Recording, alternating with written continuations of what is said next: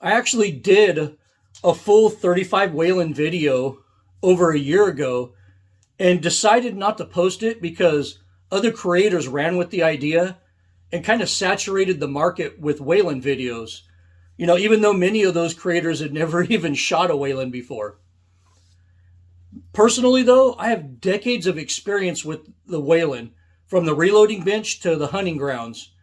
I've had a total of about 10 35 Whelen and 35 Whelen Ackley improved rifles in my life, so I know a thing or two about this great cartridge. But part of what I was going to add to that video was a 35 Whelen rifle build on kind of a budget to show you that you can build your own 35 Whelen for about the same price as going to the store and buying a factory rifle. I thought this build was just too cool to linger in my unpublished video files, so I decided to share it with you. The following video will take you along with me as I do a 35 Whelen rifle build.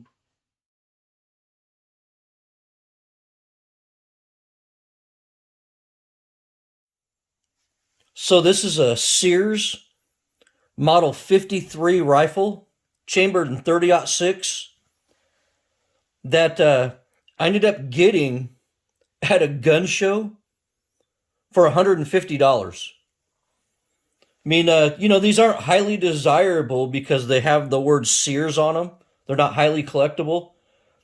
But basically what these Sears Model 53s are post 63 Model 70s. Yep, these were made by Winchester. These are the exact same thing as a Model 70, just with the Sears branding on them. And, the regular Model 53s also, instead of that nice walnut stock with the fancy checkering and stuff on it, the Sears Model 53 standard editions came with a birch stock with kind of this cheesy press checkering on it. But these 53s didn't come like that. And that's probably one of the reasons why I got it so cheap. It's not a highly desirable rifle, but the post 63 Model 70s are actually good rifles. They're extremely accurate, and they retain that old 3-position safety. They have a lot going for them. In my opinion, they're a lot better than the Remington 700s or the Savages of the day. So decided to send this down to Packnor and get it rebarreled for 35 Whelen. So I'm going to pack this up and send it out.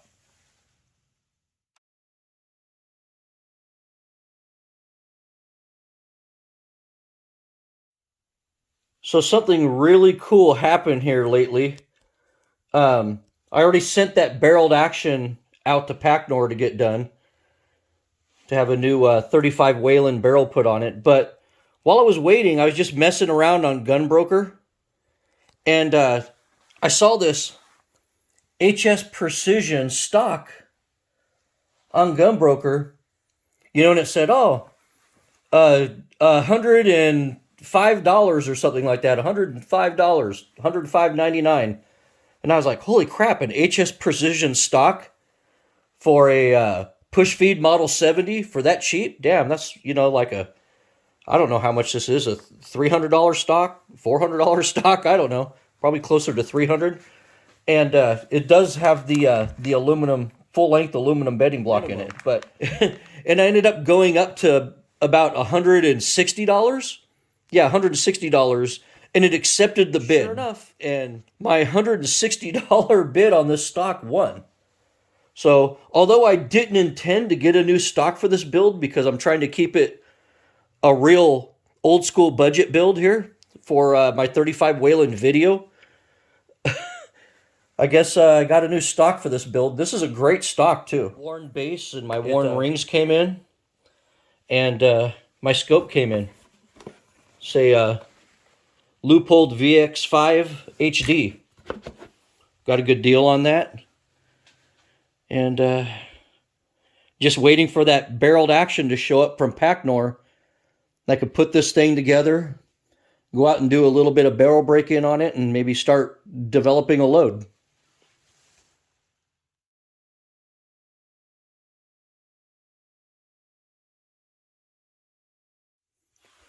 Well, I finally got my barreled action back in from Packnor, and I have to say it was worth the wait. They did an excellent job, and you can see that 35 Whelen, woohoo! And Packnor did an excellent job. Even the crown is perfect. I ran a scope down this barrel, and it's just absolutely flawless. Did a no go gauge on it, and just looks great so far. I can't wait to shoot this thing. But before I do, even though this stock that I bought has this full length aluminum chassis in it, um, there's still going to be some loose tolerances in there. So, like with every stock I get, I'm going to rough this up a little bit, and I'm going to skim bed it. Well, I'm going to properly bed this, skim bed the rest of it. And I already know I'm going to have to do a little bit of inletting on this stock too to get this number 4 contour barrel in here. And just to give you some barrel specs on this, for any 35 Whelen build, I highly recommend a Douglas number 4 contour. And this particular barrel, I want a little bit of performance out of this 35 Whelen. Going to be shooting 200s and 225s a little bit faster. So this is a 23-inch barrel. It's about what I consider a perfect length for a build like this. This is their match stainless barrels. So this is a full stainless barrel. I asked them to Cerakote it to match the Model 70 receiver, but as you can see, it's a little bit duller than the Model 70 receiver. You just can't replicate old school bluing with Cerakote, but this is a nice match grade stainless barrel that's on here. And I know you're going to ask, what's the twist rate, Desert Dog? For my 35 Whelens, I absolutely love a 1 in 14 twist. But I think the 1 in 14 twist is absolutely perfect for the common 180 and 200 grain monolithic bullets and the 225 and 250 grain bonded lead bullets. So that was my reasoning behind that build, and I can't wait to bed this in, put this together, take it to the range, and see what the old baby can do here. So I got this action bedded into the stock. Had to do some inletting on the stock, and got it all bedded in. Put the bolt in too. So let's see how much this bad boy weighs right here. Let's see how much that weighs. And my friends, it looks like we have an 8-pound 35 Whelen. But I'm 100% positive that once I get the worn scope mounts on this and the worn rings and that loopholed scope, that this is going to be a 9-pound rifle. Maybe a little bit over 9 pounds.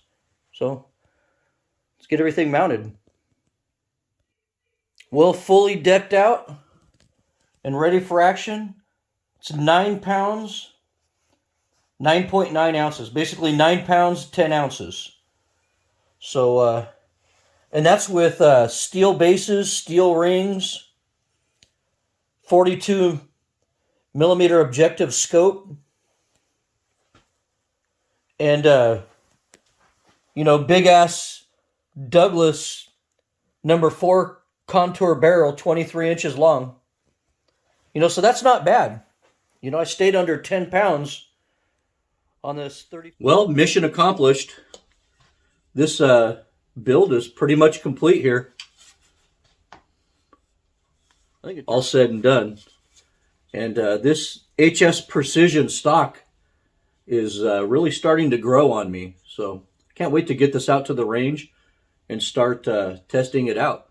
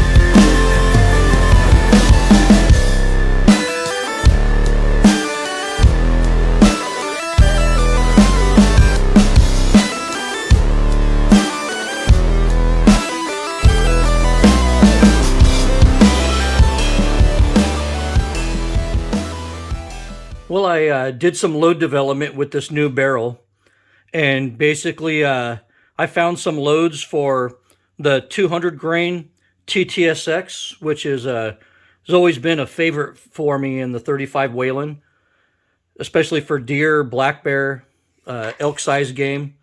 And then trying out the 220 grain hammer hunter with this barrel. My 35 Whelen AI really loves this bullet.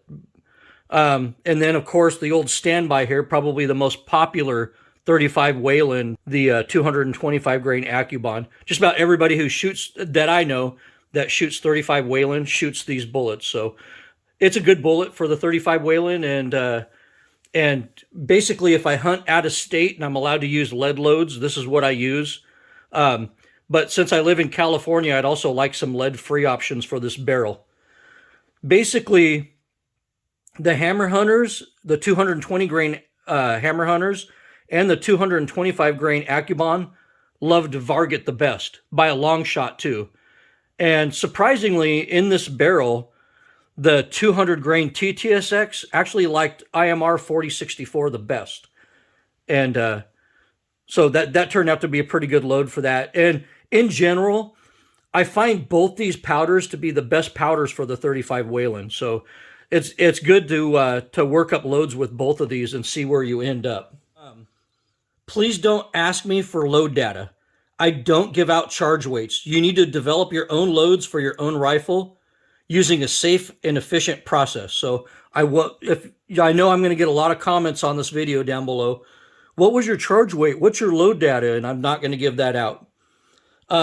This AccuBond load is definitely a sub MOA shooter at my higher powder node, but these hammer hunters really shoot good out of this barrel. And basically, this was the AccuBond with the Varget, and this is what's typical of the hammer hunter, and it's just like consistent too. It's just like 5-shot group after 5-shot group after 5-shot group. But I didn't get real intensive with my load development for these, but I did find loads that shot under half MOA, so I'm pretty happy with that, especially with the big old 358 caliber bullet. So to say that I'm happy with this build is putting it lightly. I'm actually very ecstatic about the finished product. Since I already have so many 35 Whelen rifles, I'll probably end up giving this one to my son, but not before I take it out and do some hunting with it myself.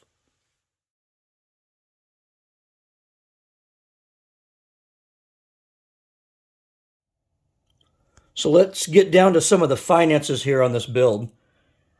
And, I covered up my address, but you could see on here that this rebarreling job with shipping and everything was about $700. I probably could have done without the $75 for Cerakote. If I got a carbon steel barrel, it would have been a lot cheaper. So if I got a carbon steel barrel and didn't have it Cerakoted, I could have had this rebarreled for probably $600. So that's about how much it costs to have a long action receiver rebarreled to 35 Whelen. So all in all, if you take this $700 and I think it's $728, and then add in the $150 I paid at the gun show for that Sears Model 53, I mean, that's under $1,000. And it would have been under $1,000 total if I would have just reused the stock that was on the rifle already. But I got this stock on Gunbroker for another, $160. So this build was just over $1,000 in total. And then, of course, you add on your choice of bases and rings, whatever scope you want to use. But, you look at that $1,000 range, and that's about what your average gun cost at the gun store. Your average bolt-action hunting rifle is going to cost you at the gun store. So, I got a stainless steel match-grade barrel for basically the same price and chambered and the badass 35 Whelen.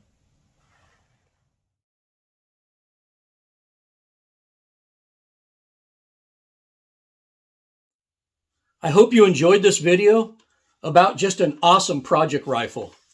This gun is accurate, perfectly balanced, rugged, safe, reliable, attractive, and it's just a perfect fit for my hunting style.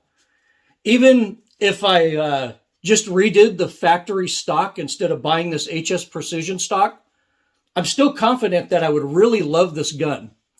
I ended up with a great hunting rifle, chambered in one of the most awesome cartridges of all time, with a brand new match grade barrel, all for about $1,000, and that's cheaper than most off-the-shelf Browning X-bolts.